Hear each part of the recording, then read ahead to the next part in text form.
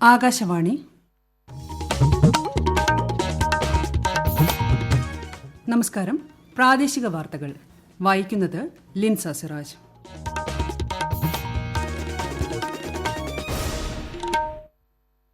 പ്രധാന വാർത്തകൾ. ഒരു രാഷ്ട്രം ഒരു വാതക ഗ്രിഡ് പദ്ധതി സാക്ഷാത്കരിക്കുകയാണ് ലക്ഷ്യമെന്ന് പ്രധാനമന്ത്രി. കൊച്ചി മംഗലൂരു പ്രകൃതി വാതക പൈപ്പ് ലൈൻ നരേന്ദ്രമോദി രാഷ്ട്രത്തിന് സമർപ്പിച്ചു. ജനങ്ങളുടെ ആശങ്കകൾ പരിഹരിച്ചുകൊണ്ടാണ് ഗെയിൽ പൈപ്പ് ലൈൻ പൂർത്തിയാക്കിയതെന്ന് മുഖ്യമന്ത്രി പിണറായി വിജയൻ. രാജ്യത്ത് കോവിഡ് വാക്സിൻ വിതരണത്തിനുള്ള എല്ലാ ഒരുക്കങ്ങളും പൂർത്തിയായതായി കേന്ദ്രം. സംസ്ഥാനത്ത് ഇന്ന് 5615 പേർക്ക് കോവിഡ് സ്ഥിരീകരിച്ചു. 24 മരണവും. പക്ഷിപ്പനി സംസ്ഥാന ദുരന്തമായി പ്രഖ്യാപിച്ചു. കർഷകർക്ക് നഷ്ടപരിഹാരം നൽകുമെന്ന് മന്ത്രി കെ രാജു. വാർത്തകൾ വിശദമായി. ഒരു രാഷ്ട്രം ഒരു വാതക ഗ്രിഡ് പദ്ധതി ലക്ഷ്യം സാക്ഷാത്കരിക്കാനും വാതക അധിഷ്ഠിത സമ്പദ് വ്യവസ്ഥയിലേക്ക് മാറാനും സർക്കാർ പദ്ധതിയിടുന്നതായി പ്രധാനമന്ത്രി നരേന്ദ്രമോദി. കൊച്ചി മംഗലൂരു പ്രകൃതി വാതക പൈപ്പ് ലൈൻ പദ്ധതി രാജ്യത്തിന് സമർപ്പിച്ച് സംസാരിക്കുകയായിരുന്നു അദ്ദേഹം. രണ്ട് സംസ്ഥാനങ്ങളുടെയും ഭാവി വികസനത്തിൽ ഗ്യാസ് പൈപ്പ് ലൈൻ പദ്ധതി നിർണായകമായി മാറുമെന്നും പ്രധാനമന്ത്രി പറഞ്ഞു. ഗ്യാസ് ലൈൻ പദ്ധതി യാഥാർത്ഥ്യമാക്കാനുള്ള പ്രതിബന്ധങ്ങളെ എല്ലാവരും ഒരുമിച്ച് നിന്ന് മറികടന്നു. ഗാർഹിക ആവശ്യത്തിനുള്ള വാതകവും കുറഞ്ഞ നിലയിൽ ലഭ്യമാവുമെന്നും പ്രധാനമന്ത്രി പറഞ്ഞു. ഉദ്ഘാടന ചടങ്ങിൽ പ്രധാനമന്ത്രിക്ക് പുറമെ ഗവർണർ ആരിഫ് മുഹമ്മദ് ഖാൻ, മുഖ്യമന്ത്രി പിണറായി വിജയൻ, കർണാടക ഗവർണർ വാജുഭായ് വാല, മുഖ്യമന്ത്രി VS യെദ്യൂരപ്പ, പെട്രോളിയം മന്ത്രി ധർമ്മേന്ദ്ര പ്രധാൻ തുടങ്ങിയവർ സംബന്ധിച്ചു. സഹകരണാത്മക ഫെഡറലിസത്തിന്റെ ഉത്തമ മാതൃകയാണ് ഗെയിൽ പദ്ധതിയെന്ന് ചടങ്ങിൽ പങ്കെടുത്ത കേന്ദ്ര പെട്രോളിയം പ്രകൃതിവാതക മന്ത്രി ധർമ്മേന്ദ്ര പ്രധാൻ. കേന്ദ്ര സംസ്ഥാന സർക്കാരുകൾ യോജിച്ച് നടത്തിയ പ്രവർത്തനത്തിലൂടെയാണ് പദ്ധതി പൂർത്തിയാക്കാനായത്. ഗെയിൽ പൈപ്പ് ലൈൻ യാഥാർത്ഥ്യമാക്കുന്നതിന് കേരള മുഖ്യമന്ത്രി നൽകിയ പിന്തുണയ്ക്കും ശ്രീ പ്രധാൻ നന്ദി പറഞ്ഞു.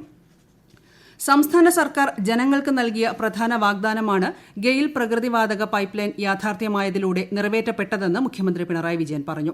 കൊച്ചി മംഗലൂരു പൈപ്പ് ലൈൻ പ്രധാനമന്ത്രി രാഷ്ട്രത്തിന് സമർപ്പിക്കുന്ന ചടങ്ങിൽ സംസാരിക്കുകയായിരുന്നു മുഖ്യമന്ത്രി. പ്രശ്നങ്ങൾ കാരണം 2014 പൈപ്പ് ലൈനിന്റെ എല്ലാ പ്രവൃത്തിയും ഗെയിൽ നിർത്തിവെച്ചതായിരുന്നുവെന്ന് മുഖ്യമന്ത്രി അനുസ്മരിച്ചു. ജനങ്ങളുടെ ന്യായമായ ആശങ്കകൾ പരിഹരിച്ചുകൊണ്ടാണ് സർക്കാർ എല്ലാ തടസ്സങ്ങളും മറികടന്നതെന്നും അദ്ദേഹം പറഞ്ഞു. കോഴിക്കോട് ജില്ലാ അതിർത്തിയായ കൊടിയത്തൂർ ഗ്രാമപഞ്ചായത്തിലെ എരഞ്ഞിമാവ് മുതൽ ചെക്യാട് ഗ്രാമപഞ്ചായത്തിലെ ഉമ്മത്തൂർ വരെ ഗെയിൽ പൈപ്പ് ലൈൻ പ്രവർത്തന സജ്ജമായി. കണ്ണൂർ ജില്ലയിൽ ഗെയിലിന്റെ കൂടാളിയിലെ സേഫ്റ്റി വാൽവ് കേന്ദ്രത്തിൽ നിന്ന് പ്രത്യേകം പൈപ്പുകൾ സ്ഥാപിച്ചായിരിക്കും വിതരണം. പാലക്കാട് ജില്ലയിൽ കൂറ്റനാട് നിന്ന് വാളയാർ വരെ 94 കിലോമീറ്റർ ദൂരത്തിലാണ് ഗെയിൽ പൈപ്പ് ലൈൻ സ്ഥാപിച്ചിരിക്കുന്നത്. രാജ്യത്ത് കോവിഡ് വാക്സിൻ വിതരണത്തിന് സജ്ജമെന്ന് കേന്ദ്ര ആരോഗ്യ സെക്രട്ടറി രാജേഷ് ഭൂഷൺ. കർണാൽ, മുംബൈ, ചെന്നൈ, കൊൽക്കത്ത എന്നിവിടങ്ങളിൽ 4 പ്രാഥമിക വാക്സിൻ സംഭരണശാലകളും 37 വാക്സിൻ സ്റ്റോറുകളും സജ്ജമാക്കിയിട്ടുണ്ട്. വാക്സിൻ സ്വീകരിക്കുന്നതിന് ആരോഗ്യ പ്രവർത്തകരും മുന്നണി പോരാളികളും രജിസ്റ്റർ ചെയ്യേണ്ടതില്ലെന്നും ശ്രീ രാജേഷ് ഭൂഷൺ പറഞ്ഞു. സംസ്ഥാനത്ത് ഇന്ന് 5615 പേർക്ക് കോവിഡ് സ്ഥിരീകരിച്ചതായി ആരോഗ്യമന്ത്രി കെ ശൈലജ. 719 പേർക്ക് രോഗം സ്ഥിരീകരിച്ച എറണാകുളം ജില്ലയാണ് ഇന്ന് കൂടുതൽ. ഇംഗ്ലണ്ടിൽ നിന്ന് വന്ന 2 പേർക്കും കോവിഡ്-19 സ്ഥിരീകരിച്ചു. ജനിതക വകഭേദമുണ്ടോ എന്നറിയാൻ സാമ്പിളുകൾ പൂനെ NIVയിലേക്ക് അയച്ചിട്ടുണ്ട്. കഴിഞ്ഞ 24 മണിക്കൂറിനിടെ 61,269 സാമ്പിളുകളാണ് പരിശോധിച്ചത്. ടെസ്റ്റ് പോസിറ്റിവിറ്റി നിരക്ക് 9.16 ആണ്. 24 മരണങ്ങളാണ് കോവിഡ് മൂലമാണെന്ന് ഇന്ന് സ്ഥിരീകരിച്ചത്. ഇതോടെ ആകെ മരണം 3184ആയി. ചികിത്സയിലായിരുന്ന 4922 പേരുടെ പരിശോധനാ ഫലം നെഗറ്റീവായി. കോവിഡിനെ നിയന്ത്രിച്ചു നിർത്തിയില്ലെങ്കിൽ ഏതു സമയവും കുതിച്ചുയരാമെന്ന് ആരോഗ്യമന്ത്രി കെ ശൈലജ. കോഴിക്കോട് മെഡിക്കൽ കോളേജിൽ KHRSന് കീഴിൽ ആരംഭിച്ച MRI യൂണിറ്റിന്റെ ഉദ്ഘാടനം ഓൺലൈനായി നിർവഹിച്ച് സംസാരിക്കുകയായിരുന്നു അവർ. കോവിഡുമായി ബന്ധപ്പെട്ട് കേരളത്തിന് പ്രത്യേക മെഡിക്കൽ ടീമിനെ അനുവദിക്കണമെന്നാവശ്യപ്പെട്ട് BJP സംസ്ഥാന അധ്യക്ഷൻ കെ സുരേന്ദ്രൻ പ്രധാനമന്ത്രിക്ക് കത്തയച്ചു. കേരളത്തിലെ കോവിഡ് രോഗികളുടെ വർധനയും ടെസ്റ്റ് പോസിറ്റിവിറ്റി നിരക്കും ചൂണ്ടിക്കാട്ടി നൽകിയ കത്തിലാണ് ഇക്കാര്യം ആവശ്യപ്പെട്ടത്. പൊതുജനാരോഗ്യ സംവിധാനങ്ങളിൽ രാജ്യത്തെ മികച്ച മാതൃകാ പദ്ധതിയായി അക്ഷയ കേരളത്തെ കേന്ദ്ര ആരോഗ്യ കുടുംബക്ഷേമ മന്ത്രാലയം തെരഞ്ഞെടുത്തു. സംസ്ഥാന ആരോഗ്യ വകുപ്പ് ക്ഷയരോഗ നിവാരണത്തിനായി നടത്തിവരുന്ന പദ്ധതിയാണിത്. കോവിഡ് മഹാമാരി പടർന്നു പിടിച്ചപ്പോൾ ക്ഷയരോഗ നിവാരണ പ്രവർത്തനങ്ങളിൽ നടത്തിയ മികവിനും ക്ഷയരോഗ സേവനങ്ങൾ അർഹരായ എല്ലാവരുടെയും വീട്ടുമുറ്റത്ത് കൃത്യമായി എത്തിച്ചു നൽകിയതിനുമാണ് ഈ അംഗീകാരം. ഈ വാർത്തകൾ ആകാശവാണിയിൽ നിന്ന്. കൊറോണ ആശങ്കയല്ല, ജാഗ്രതയാണ് വേണ്ടത്. കേന്ദ്ര ആരോഗ്യ മന്ത്രാലയം പുറപ്പെടുവിക്കുന്ന നിർദ്ദേശങ്ങൾ. ജനങ്ങൾ കൂട്ടം കൂടുന്നത് ഒഴിവാക്കുക. ഇടയ്ക്കിടെ കൈകൾ സോപ്പും വെള്ളവും ഉപയോഗിച്ചോ സാനിറ്റൈസർ ഉപയോഗിച്ചോ വൃത്തിയാക്കുക. നിർബന്ധമായും മാസ്ക് ധരിക്കുക. പനിയോ ചുമയോ ശ്വാസതടസ്സമോ തുടരുന്ന സാഹചര്യത്തിൽ വൈദ്യസഹായം തേടുക. കൊറോണയെ സംബന്ധിച്ച വിവരങ്ങൾക്ക് ആരോഗ്യ മന്ത്രാലയത്തിന്റെ 1075ലും ദിശയുടെ 1056ലും ബന്ധപ്പെടാം. പക്ഷിപ്പനിയെ സർക്കാർ സംസ്ഥാന ദുരന്തമായി പ്രഖ്യാപിച്ചു. ആലപ്പുഴ, കോട്ടയം ജില്ലകളിൽ പക്ഷിപ്പനി പടരുന്ന സാഹചര്യത്തിലാണ് തീരുമാനം. രോഗം കൂടുതൽ പടരാതിരിക്കാനുള്ള പ്രതിരോധ നടപടികളും ആരംഭിച്ചു. ആലപ്പുഴ, കോട്ടയം ജില്ലകളിൽ പക്ഷിപ്പനി ബാധിച്ച പ്രദേശങ്ങളുടെ 1 കിലോമീറ്റർ ചുറ്റളവിലുള്ള പക്ഷികളെ കൊന്നു നശിപ്പിക്കുന്ന നടപടികളും ആരംഭിച്ചു. 8 ദ്രുതകർമ്മ സേനകളാണ് താറാവുകളെയും മറ്റ് പക്ഷികളെയും കൊല്ലുന്നത്. പക്ഷിപ്പനിയെ തുടർന്ന് കോട്ടയം ജില്ലയിലും പ്രതിരോധ പ്രവർത്തനങ്ങൾ ഊർജിതമാക്കി. വിശദവിവരങ്ങളുമായി ആകാശവാണി പ്രതിനിധി ടോം മാത്യു. കോട്ടയം ജില്ലയിലെ നീണ്ടൂർ ഗ്രാമപഞ്ചായത്തിലെ 14-ാം വാർഡിൽ പക്ഷിപ്പനി സ്ഥിരീകരിച്ച സാഹചര്യത്തിൽ പ്രതിരോധ നടപടികൾ ഊർജിതമാക്കി. രോഗബാധയുണ്ടായ ഫാമിൽ ശേഷിച്ച താറാവുകളെയും ഫാമിന് പുറത്ത് 1 കിലോമീറ്റർ ചുറ്റളവിലുള്ള എല്ലാ വളർത്തുപക്ഷികളെയും കൊന്നൊടുക്കുന്ന പ്രക്രിയയ്ക്ക് ഇന്ന് തുടക്കം കുറിച്ചു. ഫാമിന് പുറത്ത് കോഴിയും താറാവും ഉൾപ്പെടെ 3000 വളർത്തുപക്ഷികളെയാണ് കൊന്നൊടുക്കുക. കൂടുതൽ സ്ഥലങ്ങളിലേക്ക് രോഗം പകരുന്നത് തടയുന്നതിനുള്ള മുൻകരുതൽ നടപടികൾ സ്വീകരിച്ചിട്ടുണ്ടെന്ന് ജില്ലാ കളക്ടർ എം അഞ്ജന അറിയിച്ചു. കോടിമതയിലെ ജില്ലാ വെറ്റിനറി കേന്ദ്രത്തിൽ 24 മണിക്കൂറും പ്രവർത്തിക്കുന്ന കൺട്രോൾ റൂമും തുറന്നു. പക്ഷിപ്പനി മൂലം നഷ്ടം സംഭവിച്ച കർഷകർക്ക് നഷ്ടപരിഹാരം നൽകുമെന്ന് മന്ത്രി കെ രാജു അറിയിച്ചു. ഇക്കാര്യം മന്ത്രിസഭയിൽ ഉന്നയിച്ച് ആവശ്യമായ നടപടികൾ സ്വീകരിക്കും. 50,000 പക്ഷികളെ വരെ പനി ബാധിക്കാൻ ഇടയുണ്ടെന്നും പ്രതിരോധ പ്രവർത്തനം ശക്തമാക്കുമെന്നും മന്ത്രി പറഞ്ഞു. സ്വർണ്ണക്കടത്ത് കേസിൽ NIA ആദ്യ കുറ്റപത്രം സമർപ്പിച്ചു.